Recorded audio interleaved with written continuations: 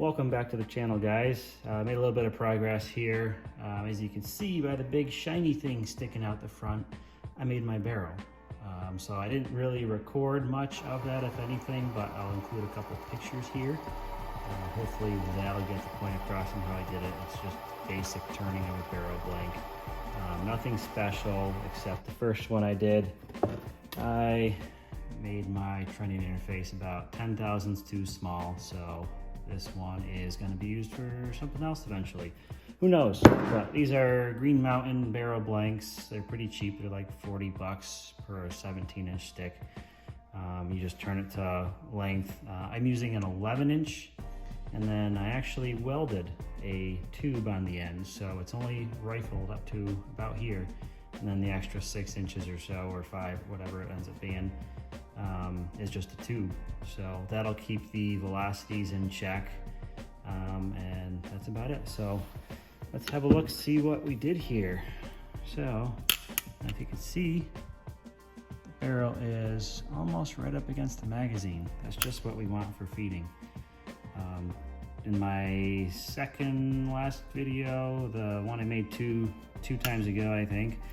Oh yeah, so if you were watching my videos a while ago, you noticed my welding video that got pulled, violated some terms of service. So I've been transitioning everything over to Rumble. So if you have Rumble, well, if you don't have Rumble, get on there. That's where you're gonna see all of my videos, including the welding video. Apparently that was a no-no.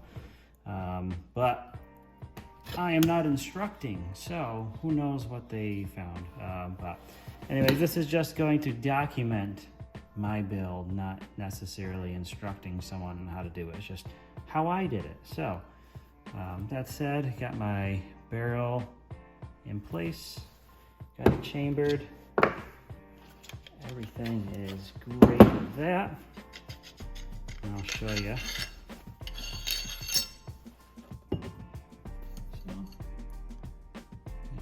Nice groove there.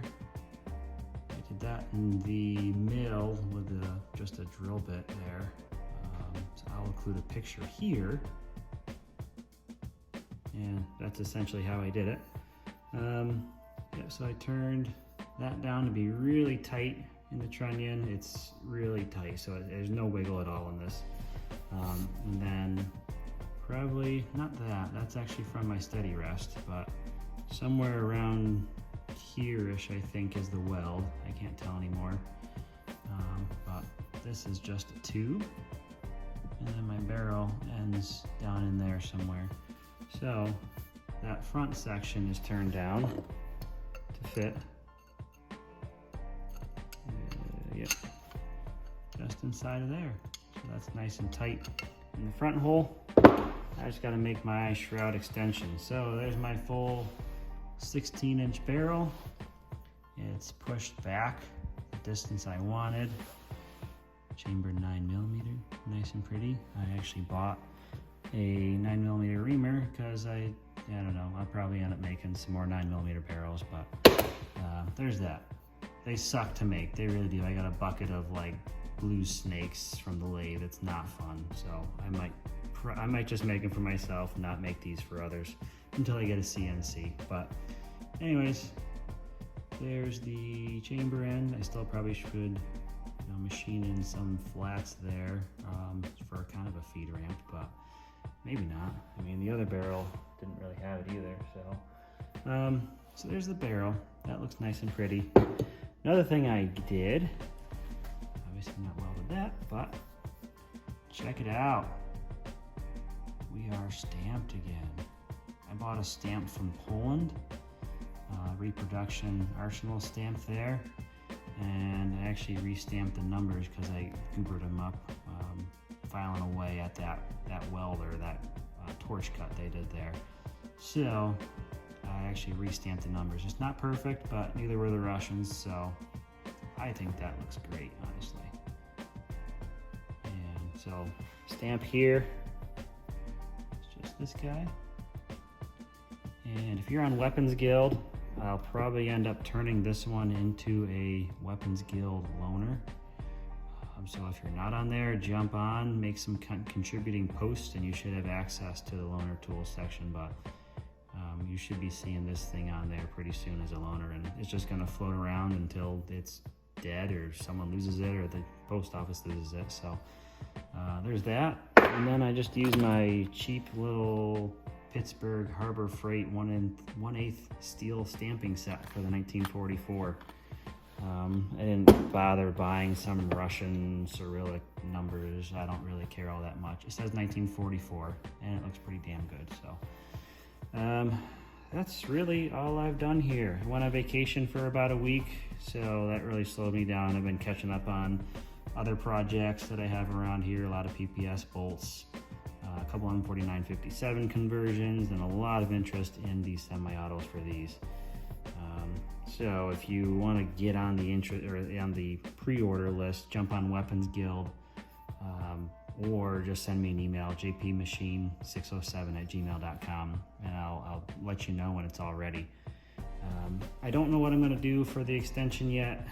I kind of want to make a forum jig and offer a shroud extension piece for sale here. Have never made a forum jig before, so that'll be fun, but I think that's what we're gonna have to do. I've got a big thick-walled round tube that I was gonna machine some flats to match this in. I don't think I'm gonna like it very much. So I also have some flat stock and then a whole bunch of aluminum and steel to make a forum jig. Use the press for that, so it'll be a piece of flat stock just like this, wrapped around, flat on the sides, flat on the bottom, and then we'll wrap around the bottom there. We'll see how that goes, because I know there's one shroud extension on Gunbroker, KP Products. He's a great guy.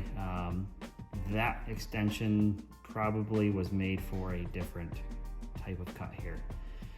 Reason being is you need 3 slots, so 3 complete slots, and you trim the outer 2 to meet what you need here. So hold on, let me put this in here so I can show you what I mean. Gosh, that's tight. Yeah, look at that, there's like no wiggle there. Okay, so it's a full 16-inch. That's not really explaining much, is it? So essentially what we're gonna have here is slot number 1 come to about right here. Second slot come to about right here, and then final slot, I suck with that, but anyways. So you're gonna need 3 complete slots, and then you're gonna cut the ends to length. And then your middle one is obviously gonna be whole. But that is really the only way you could ever make an extension work, because the one on Gunbroker is, you know, essentially right here on the ends, which is what you need to form it. Obviously, you can't form something just hanging out like that. But you need 3 slots, so probably about 6.5 inches long, somewhere around that. So that said, I'm gonna try and make something. We'll see how it goes.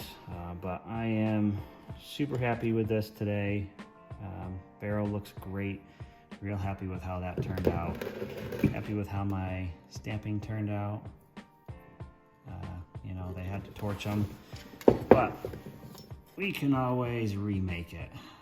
And I did order some new TIG rod too. Obviously you can't tell a difference, but let me go grab the box. I'll show you what it is so you can see it. This is nothing special about the box, but so this Tartan G TIG, this is made for bluing. So I'm real excited to try this and then blue it, because right there, they also say on their website that it essentially blues just like the base metal. So you won't have that purpley reddish looking weld when you blue it. Real excited to try this. It's pretty cheap. It's like 35 bucks a pound. You can only find it online, but real excited to try that. Got a few springs for the striker assembly. These ones obviously too heavy. There's a couple lighter ones in there. That's gonna be a pain in the butt there, trying to find the right spring, but that's the only thing left on my bolt that is not perfect. For the bolt, I don't know where the other piece went, but so there's the back machined out. Got a rubber recoil buffer machined out to contain the spring. And then there's that. And then obviously that's for the striker and that's for the bolt. Just cycling it, it works good. I haven't tried any rounds yet. Obviously haven't had a barrel. And the receiver's not done, so that doesn't help. But I'm real happy with how that worked. So just need to find the right spring rate, the right length, all that. So once I do that, then I'll be pretty happy with the reproduction of this moving forward. So that, again, if you have Rumble, if you care about my videos, I would jump on there, subscribe to me. I think it's JP Machine on that Rumble. So get on there, sign up so you can see all my videos. Everything's getting transferred over. With that, everyone, have a good night. We will see you next time. Hopefully next time I'll be finishing this receiver up. And then really after that we can test fire. We don't need any of this up here to test fire. So after we get all that welded up, hopefully we'll be doing some test firing. So anyways, thanks everyone. Have a good week. I'll see you next time.